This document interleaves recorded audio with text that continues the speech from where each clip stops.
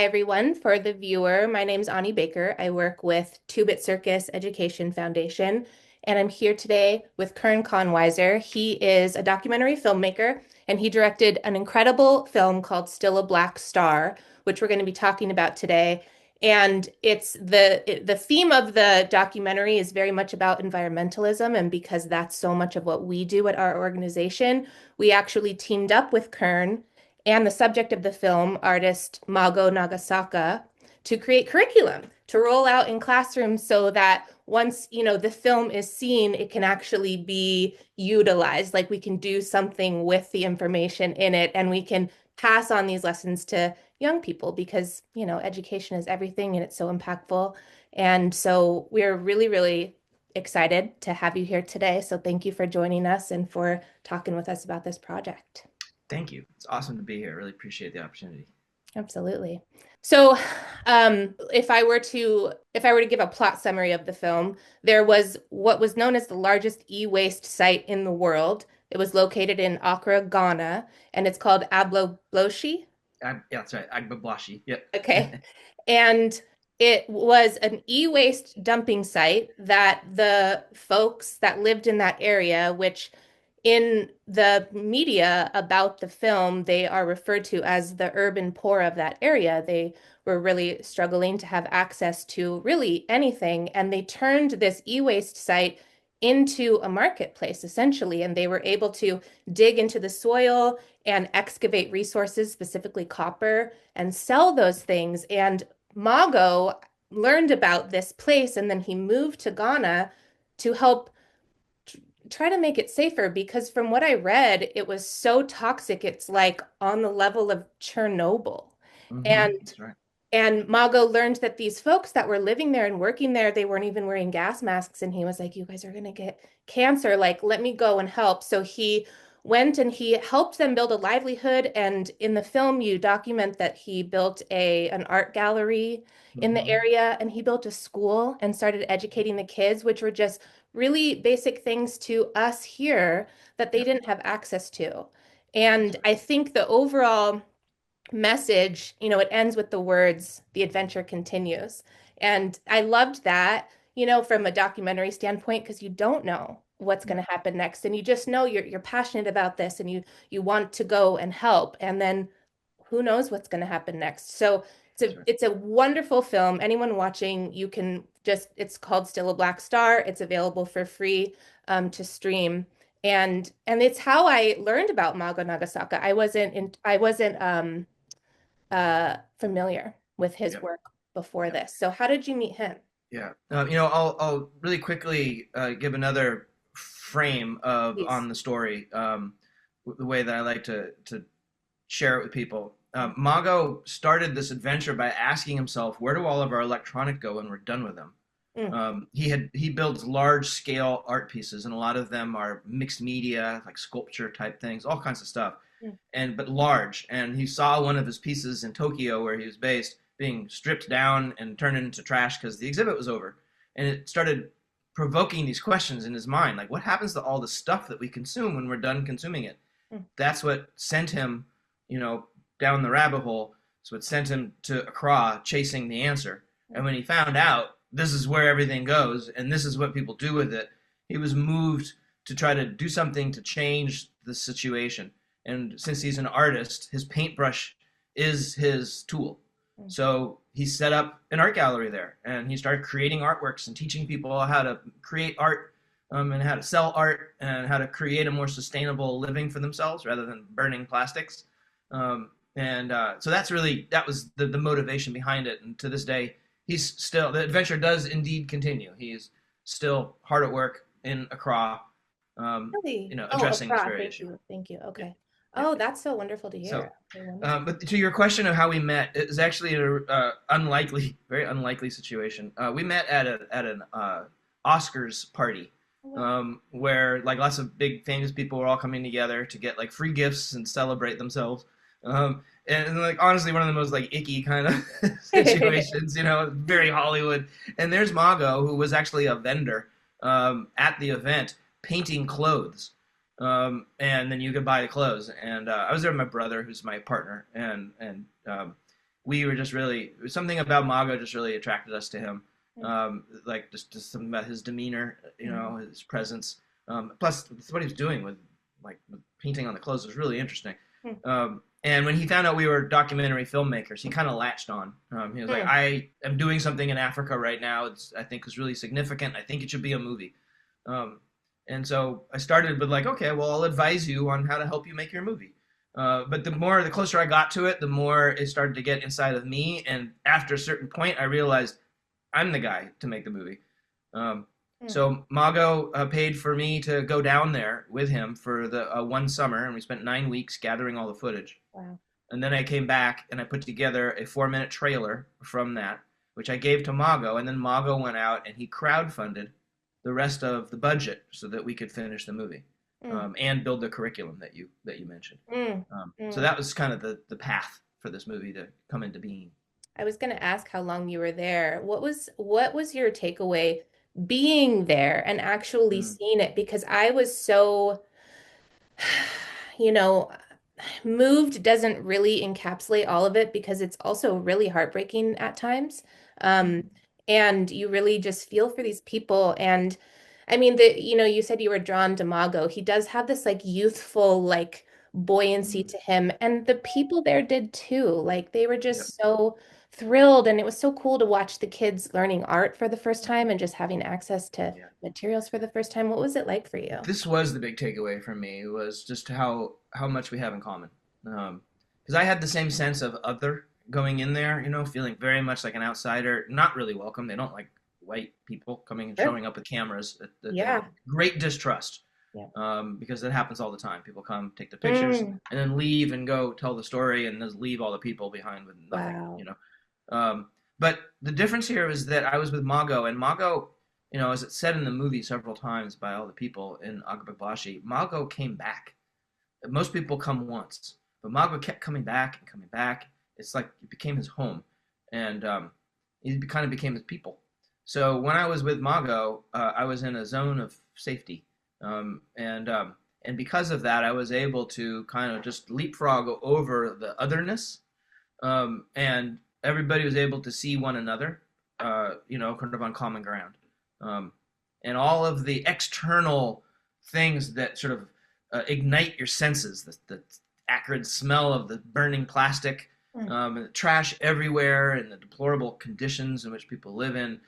Those things start to kind of ebb away as you realize that like they're surviving. They're just surviving. And within that survival, there's room for family, for happiness, for celebration, all the things that we covet in our lives over on this side of the planet.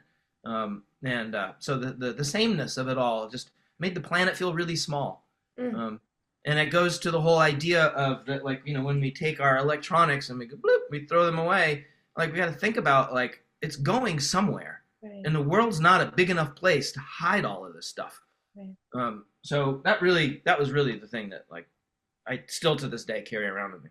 Can I ask, did you have to wear a gas mask while filming? I did, yes. Yeah. And my eyes would get really bloodshot, and they stayed that way for months when I got home. It's one of the most toxic places on Earth.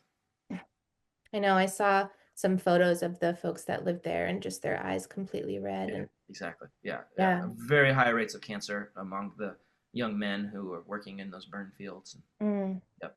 It's a deplorable situation. So Mago's actively trying to reinvent it.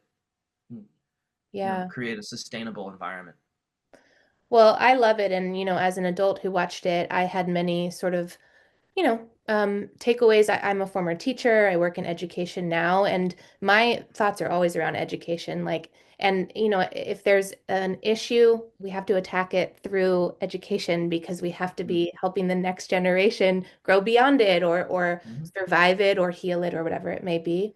So for young people specifically, because that's who our organization works with, what do you hope when they watch the film that they get from it or take away from it? Yeah.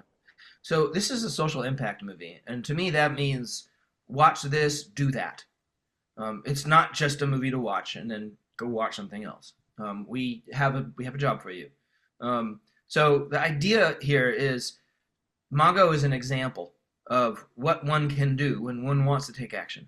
Mm. Um, but Mago's an artist, so him taking action is to pick up a paintbrush and go to town on a canvas. Um, every person who watched this movie, kid or otherwise, should ask themselves, like, well, what can I do? And we have this curriculum, this lovely curriculum that you guys created for us, for junior high school and high school students. And it's three parts. Part one is what goes into a phone, and where did all that stuff come from, and what did it take to take it out of the earth and put it in that phone. Part two is what happens when you're done with the thing, and sort of reflects the story that you see in Still a Black Star. But part three is what are you going to do about it? How are you going to get involved? And so we provide some prompts to young kids. Does your school have an e-waste policy? What do they do with all their computers and printers and calculators when they're done? If they don't have one, help them create one. And if they do have one, is it good? Does it work? Do they follow it? Where's your closest e-waste recycler?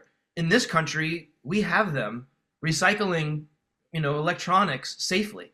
But most people don't even know that. They don't know that that exists or where to find it. So, do something to celebrate and promote your local e-waste recycler. Talk to your parents about what's going on in your house, and how do you think about the things that you buy? Do you think about the life cycle of the things that you buy? What a great conversation for a kid to have around the dinner table with their parents. So these are the things. There's a lot of things that could be done. The last thing I'm going to throw out there is super important. There's a movement right now in this country, around the world, called right to repair. The idea that we deserve the right to fix the things that we have. But companies have denied us this right because they want to sell us more stuff. So they have planned obsolescence in their products, right? Mm-hmm. Phones is like the most extreme example of this. Every year, new iPhone.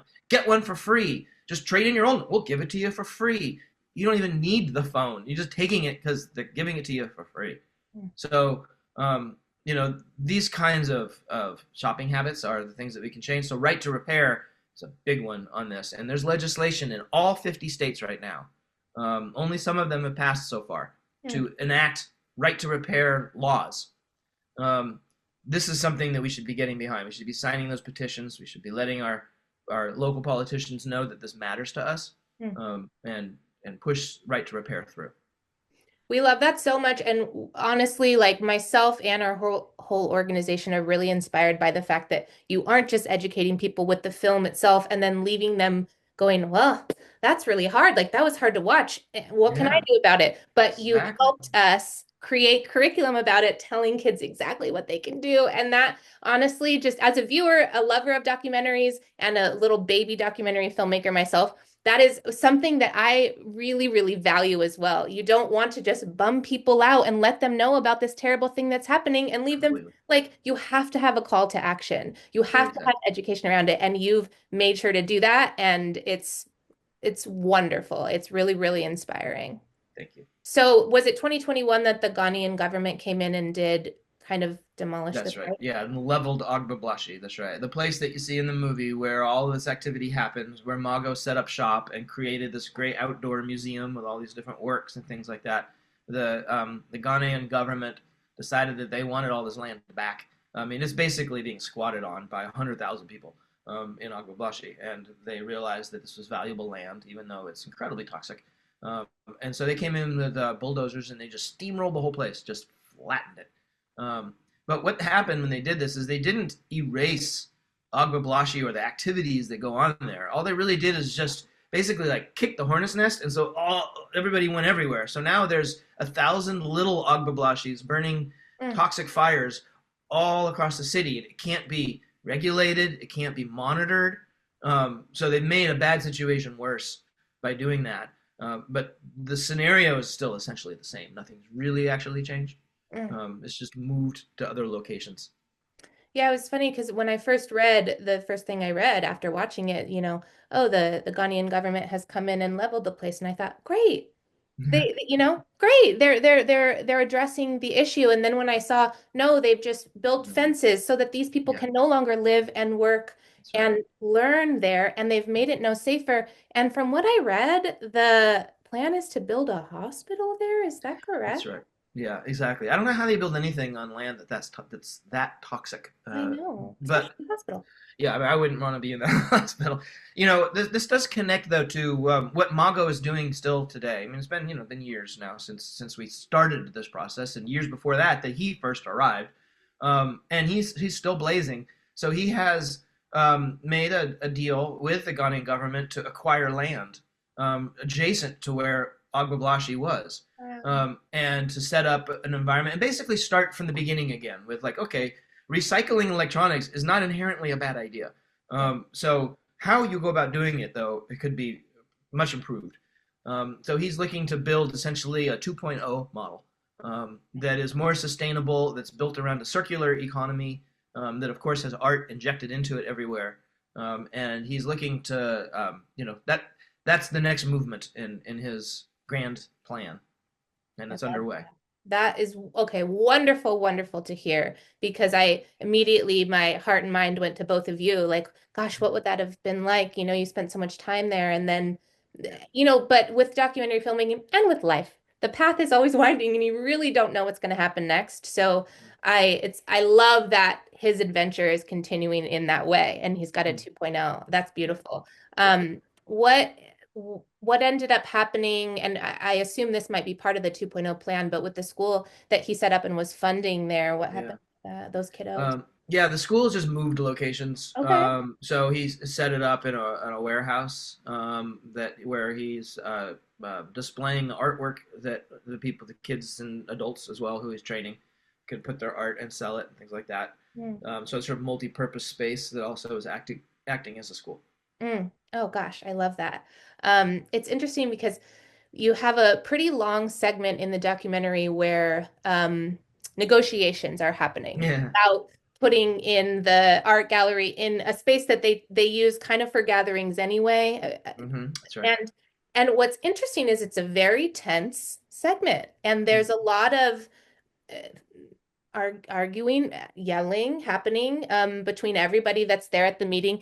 And at first I thought, oh my gosh, like, are we supposed to be seeing this? Like this is really tense and this is hard for everyone involved. And like I'm worried for these folks, but then they come to a resolution. Yeah. And I loved that you included that because it was really like you take us on the ride with you. These things aren't easy. This is a huge undertaking. It's not going to be simple, like Right. your activism is not going to be simple. It's going to be a bumpy road. And I loved that you included that because that's part of the message. It is Right. going to get hard. You're going to have days where you feel like, oh no, I'm actually angering people with this mission. Maybe I Mm-hmm. should stop. Mm-hmm. And you didn't. You Yeah. didn't stop, and you haven't stopped. And it was solved essentially. Yeah. You showed that in the film, and I just really appreciated that. Yes, well, that's very much a Mago thing. How do you take adversity and create opportunity out of it? And that's a universal question that we can ask in any situation that we're in. And you see Mago figuring out how to navigate that for himself and figure out where's the opportunity. The thing that had them saying no was actually the pathway to the yes, but Yeah. you had to look at it from their point of view. Why are they objecting to this? What do they really want? Oh, I see what they really want. Well, I think I can give that to them. Yeah. And then everybody can move forward. He was also so composed the whole time. He Yeah, just it didn't seem really is. taken. It's amazing, isn't it? I know. He's Yeah. just like so placid. Yeah. Yes. Yes. I'm watching like, oh no, oh no. He's in there. He's there in the crossfires and he's just Yeah. listening, you know, Yeah. taking Yeah. it in. Really, really inspiring. If there's a truth about or a lesson about us as people, our connection with the earth, just a Yes. general takeaway from Yeah. the film, is there one that you can point to that you think is universal or that you learned is universal? Yes. Yes. I said it before. It bears repeating. Um, our planet is small. At this point now in human history, it's a very small place. Yeah. And we can't think that we can ship our problems off somewhere else and then just forget about them. Mm, They'll circle back around and kick us right in the butt. So we have to figure out a way to all get along together on mm, this little planet that we have. mm. And we don't have a lot of time to figure it out. That's for sure. Less and less time all the time. Yeah. I mean, I'm just going to say that my takeaway from the film was the activism is not simple. The road is Mhm. bumpy, but if you feel called to help in some way, go towards that pull. I could really tell watching the film that he was pulled to do this, and Mhm. you were pulled to him, and then you both were pulled to do this. And it's such a beautiful movement, and the fact that the adventure is continuing with a 2.0 of this whole thing is gorgeous. And I'm sure you never could have seen that coming. I mean, I can only imagine what a shocking turn of events the way that the government handled that Mhm. area. But ultimately, you keep going, you keep your head down, and you keep working, and you build a team. Like you guys are a team, and you're doing it together, and Yeah. you're not alone. And I'm sure that helps a lot with continuing Oh, to move. absolutely. Yeah, Absolutely. Well, certainly for the filmmaking aspect, filmmaking is a collaborative process. And even on a small documentary like this one, you cannot do it all by yourself. You'd have to, have people who are all in it for the same reasons and seeing the same thing, moving toward the same desired result. Um, and It takes a really long time to make documentaries. It's a slow process. You can't really actually push it faster without kind of breaking the process. Um, and you don't know where it's going to take you when I started this movie. I didn't even know it was going to be a movie. I thought maybe I'm just like going to make him a trailer, and that's all we'll get out of it. interesting. Who knows? And actually, in many ways, that's kind of a healthy way to come to things, is to like free your expectations, Hmm. so that you can allow it to take you where it's going to take you, without putting like this is right or this is wrong on top of it. Hmm. Just allow it to be. And that was absolutely the approach on this movie. And I think the approach for Mago as well, and his whole endeavor, is to like let the current take you downstream, Hmm. and just be aware of what's around you and how to make the most of it. And Sometimes, if you just relax a little bit, life will deliver you right where you need to be. Hmm. I love that. And just the word current to describe this whole thing, you got to go with the flow, you know. Yeah, Sometimes you exactly. can swim against it, but Yeah. it is gonna sometimes Yeah. decide where you go momentarily, Yes, choose your you know. battles, because you don't have nobody's got enough energy to swim against it all the time. There you go. Yeah. Yeah. Well, and if there are any teachers, educators, parents, principals watching this, and you want to collaborate with us on rolling out the curriculum in your classrooms, please DM us, email us. All of our information is going to be in the bottom of this because we want to educate about sustainability. We Yeah. are so, especially with technology. That's what's interesting about this. The theme is like technological e-waste, right? And because of technology, I think young people are getting more and more disconnected from the earth because Mm-hmm. they're just in their phones. They're not out in life. Mm-hmm. And the curriculum that you helped create with us is teaching them how to kind of combine those two things. Like That's remember, right. like this also exists with you in the earth. Like it's not Yes. just you in this, you know, and this is impacting the earth. Yeah.